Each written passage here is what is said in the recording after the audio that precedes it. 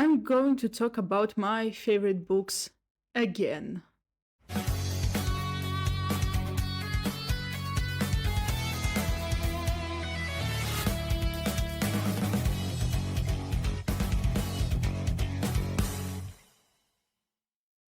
Greetings, my name is Nina, welcome back to the Metal Book Tavern. So recently I released a video about my all-time favorite books. It's an update video since I have made one such video in April 2023 and I found more favorites since then. But how favorite are actually all of these books? Do I love all of them equally? Let's find that out, shall we? In this video I'm going to make a tier list of all of my favorite books. There are only 28 of them. Let's go through them all, shall we? And so the introduction is over, straight to the books. Alright, here's the tier list and here are all the books. There aren't too many of them. There are only 6 tiers. And allow me to explain them. So the first tier we have Untouchable. They're top tier. That's all. Second tier is I won't stop talking about this. You'll probably hear about these books a lot because I love them so much and I can't stop talking about them. The third tier is Instant Favorite and it's about the books that I loved soon after I finished them, if not earlier.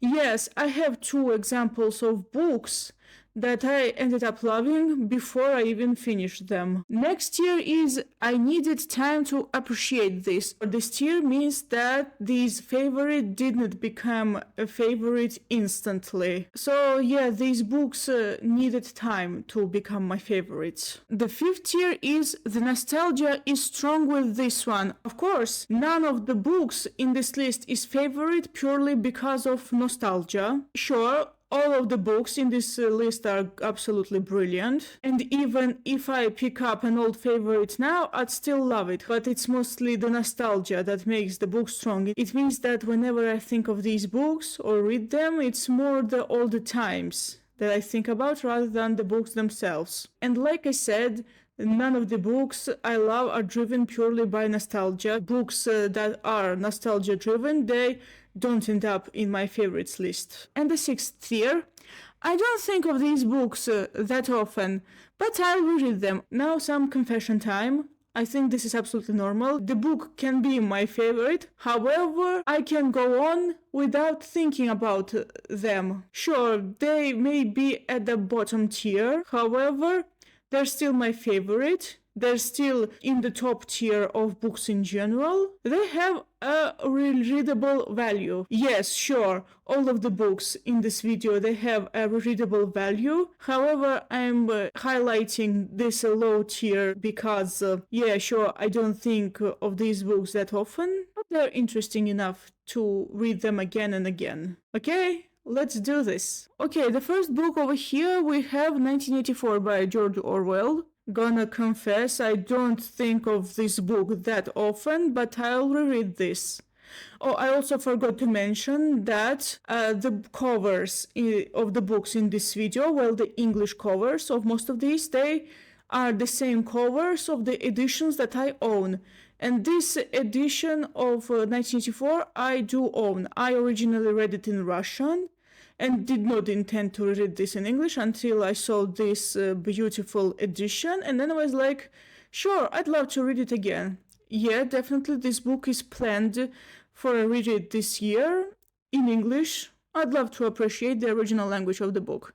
Sure, I don't think of this book quite often, but I will reread this. Okay, the next one is And Then There Were None by Agatha Christie, the book that became my instant favorite. By the way, I forgot to remind you that at the end of each tier list video, I do look over my results and there's a chance I might change the position of the book in the tier list. Some books I may rank higher or lower. I remember I read the book for the first time in June or July in 2020 and I absolutely loved it. I needed probably a few weeks to realize that this is one of my favorites. So this is why it counts as an instant favorite. I loved it. Probably my favorite aspect of the book is that everybody on the island had their own skeleton in the closet. If you want to dive deep into Agatha Christie, I recommend starting with this one. This is the first Agatha Christie book I read myself, by the way. Okay, next we have Apt Pupil by Stephen King. And yeah, this is also an instant favorite. Sure, I read this book in around August, September 2022. No, I remember. It was probably August 2022. And just like with And Then There Were None, I needed a few weeks before I realized that this short story is one of my favorites. My favorite aspects of this short story was the dynamics between this vile old man and this annoying know-it-all young boy. I loved how they mistrusted each other, how they were at each other's throats, and I loved how the boy was slowly going mad. There was one scene towards the end that speeded up this short novella's acceptance to my all-time favorites list. Only one scene. It was the epitome of his madness, and I loved it. I loved his journey into madness. Okay, so Beneath the Wheel by Hermann Hesse. To be honest, I'm kind of torn apart over here. I want to add this book into either instant favorite or I won't stop talking about these. Okay, technically it's an instant favorite. I loved it the moment I closed the book. Okay, let it be instant favorite. However, I may reconsider this towards the end. If you are looking for a book about the horrors of studying, there's a lot of pressure on a child, I recommend picking up this one. Okay, the second book I read about the topic is Radio Silence by Alice Oseman, and it was really cool. However, it's relatively a soft interpretation. A much harder and even severe interpretation is Beneath the Wheel, and I do recommend checking that one out. Okay, next is Berne and Luthien by J.R.R. Tolkien. Okay, I want to confess I don't think of this that often, but I will reread this. Yeah, I do remember the main story very well. However, I do need to read this to appreciate the story once again. Yeah, after I read this, I was a bit disappointed that Tevildo, the Prince of Cats, wasn't in the Silmarillion, and it's a total waste of character, I think. Okay, The Book Thief about Marcus Zusak, and I won't stop talking about this book, absolutely won't. If I had to pick up a book that is my complete favorite, I'd side with this one. However, I can't really put it in the untouchable category because I hate the ending. Well, if you read the book, you know why. But I still would not stop talking about this book because it's definitely top tier for me. Top tier. Okay, next one is Bunny by Mona Awad. Okay, now when I think about it, I do need to add one more row for it.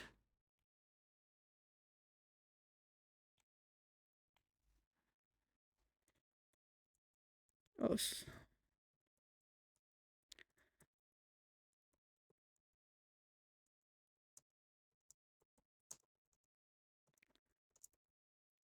So, the category is bizarre as hell, and I love it. Okay, now when I think about it, this should be 1 and 2. Yeah, it should be here. Let's change the color. Alright. Yes, I changed the color. Okay, I added this category especially for Bunny. Bizarre as hell, and I love it. This is Bunny by Mona Awad. Okay, technically it does belong into an instant favorite because I needed around a week to realize that this is one of my favorites, but come on. Just because technically the book is an instant favorite doesn't mean that it belongs in the tier. Yeah, this is after all my tier list and it can be however I want. Yeah, this book is absolutely bizarre. If you're looking for a book that makes you think, oh, it's absolutely bizarre, oh, it's gory, oh, it's so dark, it's absolutely crazy, I love it. yeah, the book is definitely for you. If you love absolute madness and the gory stuff, and if you like thinking, what the hell is going on? Yeah, read this. But I do recognize that this book is absolutely not for everybody. Never thought I'd have such a book in my favorites list, but here I am. Let's move on. Okay, next we have The Children of Húrin by J.R.R. Tolkien, and this is the first book that I add into I needed time to appreciate this. So I read this book in July 2021, and in August 2023 I added it into my favorites list. It was the first book that I added into the new list. I recently found myself thinking about The Children of Húrin. For some reason I did remember some various random aspects of this book. This book is absolutely dark, it's doomy, it's hopeless. Absolutely. Okay, I won't say what I usually say about Children of Húrin. If you watched my previous videos, you probably know what I like to say. In short, the reasons for the events of the book are kind of debatable. Destiny versus free will. Destiny, or in this case, a curse. Okay, next we have The Chronicles of Narnia by C.S. Lewis. And gonna be honest, I don't think of this series. Okay, this cover is the cover of the full volume with all 7 books. I don't actually think of Narnia regularly, yet it's still one of my favorites. However, I do want to reread Narnia eventually. So when I bought myself a full volume, I only focused on the last 3 books, because I own the edition with the first 4 books and I read it twice, and I do want to read Narnia eventually. Okay, next one is Ender's Game by Orson Scott Card, and okay, this is untouchable. It's brilliant. Almost perfect. And now when I think about this book, I do realize that I read it at the right time. I read it when I was 22 in summer 2016. Ender's Game is untouchable. Let's move on. Can you imagine for a second that in summer 2016, when I was 22, I read 2 books with young boys in unlikely situation. One is Ender's Game and the other is Lord of the Flies. One book was absolutely brilliant. It was a massive hit for me. Whereas the other book, it had me like, yeah, whatever. I don't care for this. Yeah, what's so shocking about this one? Okay, in Lord of the Flies' defense, the book is quite good. It just doesn't hit that hard. It's definitely one of those books that really relies on a shock effect, and I'm sure in 1951 it worked. Okay, I shouldn't be talking about Lord of the Flies because it's not a favorite, and this video is about my favorites. Let's move on. Okay, next is Equal Rights by Terry Pratchett, and I needed time to appreciate this. Well, actually, it once left my favorite list. It returned. Yeah, I did find myself thinking about this book. It was actually a quite fun book, and it takes all the cliches about witches and wizards, and it's basically a satire on the fantasy genre in general and the prophecies, wizard schools and the witches and wizards and everything. It's short and still funny. Okay, next one is Fever Dream by George R.R. Martin. I'm gonna be honest, I don't think of this one that often.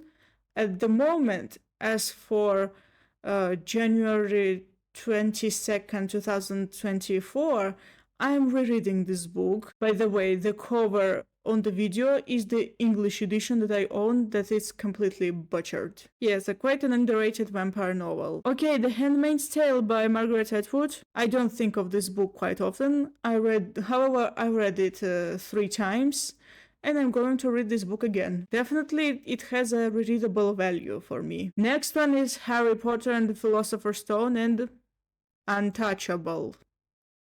Because it's Harry Potter. Nothing else to say. Moving on. Humankind, A Hopeful History by Rutger Bregman.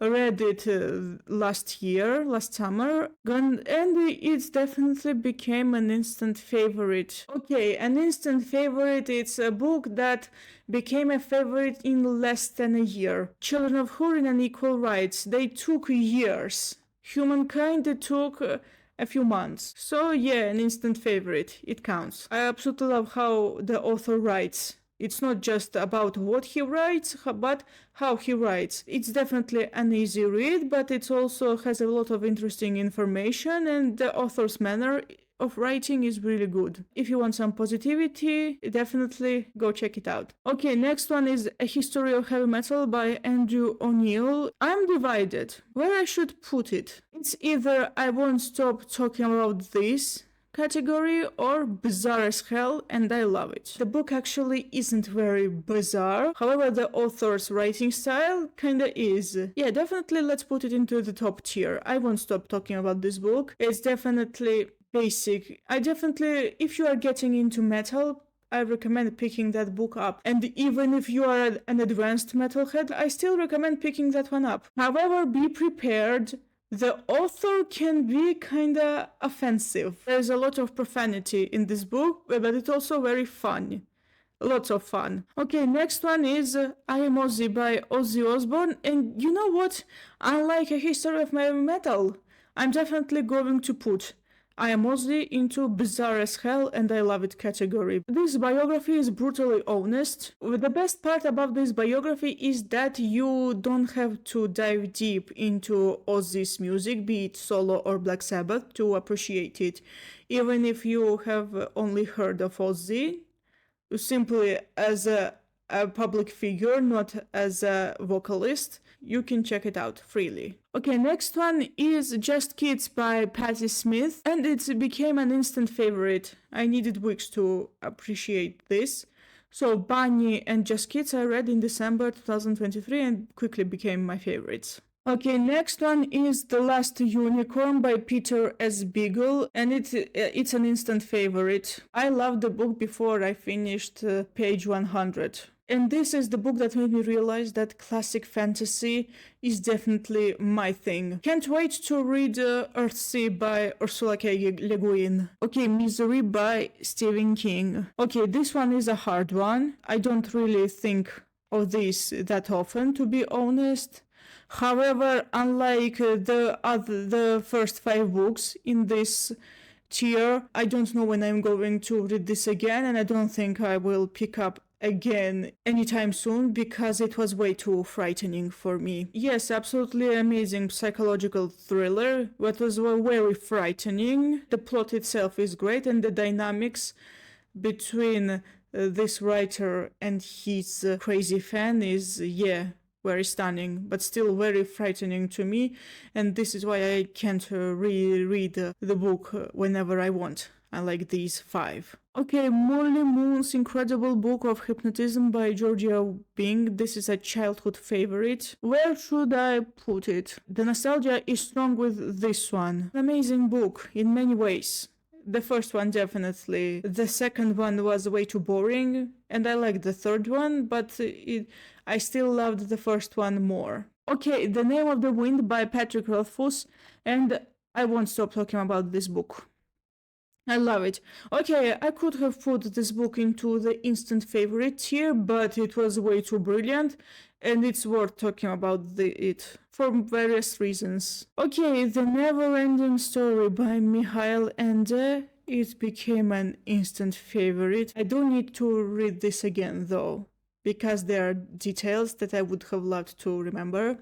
However, the scene I remember most of all is Atreus' dialogue with Gmork, the werewolf, who is chained. I remember that one very well, probably my favorite moment in the book. Okay, 100 Years of Solitude by Gabriel Garcia Marquez, and definitely I'm putting it into the nostalgia tier. Okay, I read this book in autumn 2014. I found this book in the library. I loved it at the moment. However, now when I think about it, I do realize that it was a strong favorite in the past. Yeah, good old times. When I think about it, I love it kinda a little bit less than the other books in this tier. Same with A Song of Ice and Fire. Oh my goodness, I was so obsessed with this series. I was obsessed with A Song of Ice and Fire, I was obsessed with Game of Thrones, I was obsessed with this website called Seven Kingdoms. I don't know if there is an English version. Seven Kingdoms or shortly 7K is this website with all the information about A Song of Ice and Fire, lore and characters and history and everything. And theories, lots of theories. Oh my goodness, I was so obsessed. No, don't get me wrong, these are absolutely brilliant series, yet still I do realize that it's the nostalgic factor that makes the series strong too for me. Okay, The Talisman by Stephen King and Peter Straub. Definitely an instant favorite. I realized that it's one of my favorites a few days after I finished it, and I finished it in August 2023. Okay, on Fairy Stories by J.R.R. Tolkien, and this is definitely something I need to read again, but I do remember that it's a very good essay. You can learn a lot from it. And finally, The Way of Kings by Brandon Sanderson, the first book in the Stormlight Archive series, and definitely I needed time to appreciate this. And just like Equal Rights, it was in my favorites list and then dropped out and came back into the list again. I have been thinking a lot about the Stormlight Archive. Okay, there is a lot to say about the Kingkiller Chronicle and the Stormlight Archive. I did need time to appreciate the Stormlight Archive, whereas I absolutely loved the Kingkiller Chronicle when I was in the process of reading it. Okay, now let's check out the results. Maybe I will need to change something. To be honest, I don't know whether Beneath the Wheel should be in the higher tier or it should stay where it is. The rest, they do belong where they are. I do recognize that these books deserve better, and this one, Byrne and Luthien, played a very important role in finding inspiration for my own novel. Sure, it's nothing like Byrne and Luthien except for the very basic mundane details, but they're totally different books. Where should I change? You know what? Allow me to add this book here, because I would regret not adding Beneath the Wheel into the I won't stop talking about this category. Okay, technically I won't stop talking about nearly all of these books. It's just that I would talk about these 4 books and the probably instant favorites much more frequently. Okay, I don't think I need to change anything else here. I'm glad I added this bizarre as hell category. I didn't plan to do so, but we're here. Alright, that's all. Thank you so much for watching. I hope you enjoyed this video. See you next time. Goodbye.